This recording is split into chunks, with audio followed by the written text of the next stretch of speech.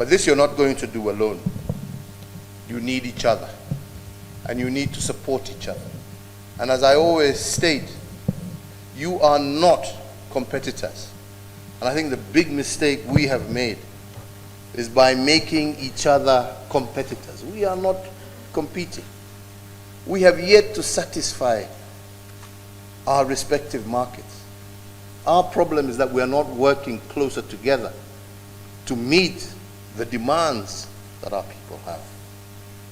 And as I was telling another gathering, you know, these borders, and I also mentioned to my brother, these borders that you create silos for yourselves amongst, you must always remember, are not your creation. These were creations of people outside of this continent who made these borders not to develop you, but to extract from you. Now that you want to develop yourself, we must start looking at these borders, and we must start removing the barriers that we have put, that have defined us in the past, and now hinder us from being the giant that we should be.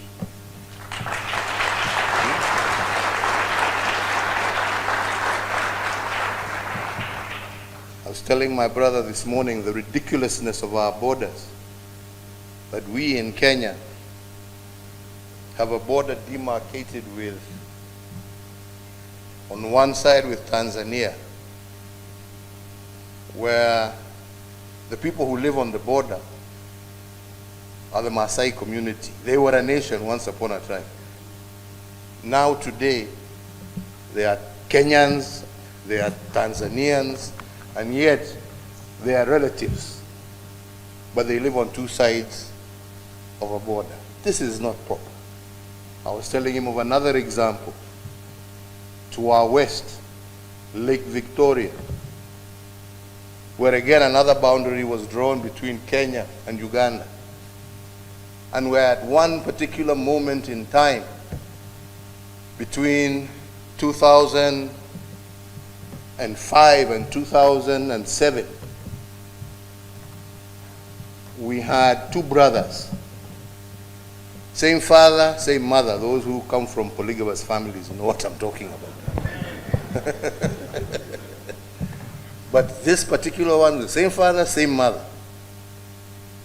But because their land was stretched across between Kenya and Uganda, one brother inherited land on the Ugandan side, the other brother inherited land on the Kenyan side. And between 2005 and 2007, we had one brother as the vice president of Kenya, and the other brother as the minister in charge of the presidency in Uganda. Now, I don't know whether you can find a much more ridiculous situation to explain the kind of position some of us find ourselves in. So these borders were not made for us. If we are going to become manufacturing giants, we need to do away with these borders. We need to see the African market as one. We need to be able to develop giants like Airbus, that makes components in the United Kingdom, that makes components in France and in other parts of Europe, but has become a global conglomerate. They didn't come together because they loved each other. We all know how they hate each other, we know. Yeah?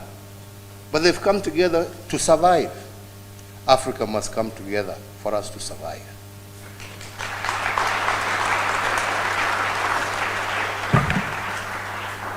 Survive and indeed prosper. I wish you all the very best. I am very excited that my brother has pushed this agenda of Kenya Airways and South African Airlines, and I am very hopeful that in the very near future I shall be one of the first customers on a Pan-African flight that is owned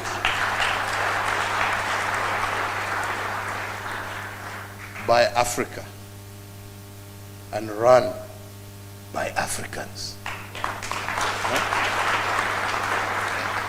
It is indeed my fervent desire to see these enduring links between our two nations grow even richer in the years to come. We stand united as we deal with a myriad of problems across our continent. And indeed, I can once again say, without fear, that our stand on many issues across our continent are similar and alike. And I do believe that through our continued strengthened relations and constant consultation, we shall be able to do even better, not only for our countries, but for our continent in our quest for greater prosperity, greater peace, greater stability for the entire African continent as we move towards greater and deeper integration. I look forward to my remaining time here in South Africa, and I once again extend to you, Your Excellency, our invitation for you to make a return state visit to Kenya, where we can continue the process we have started and strengthen the partnership between our two countries. So, Your Excellency, ladies and gentlemen, I would now also wish to request that we all stand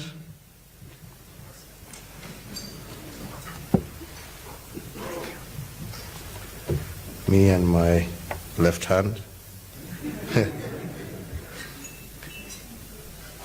and toast to the good health of His Excellency the President, to the prosperity of the people of Kenya and South Africa, and to the enduring promise of Kenya and South African relations, and to the long-lasting friendship between our two countries. Just.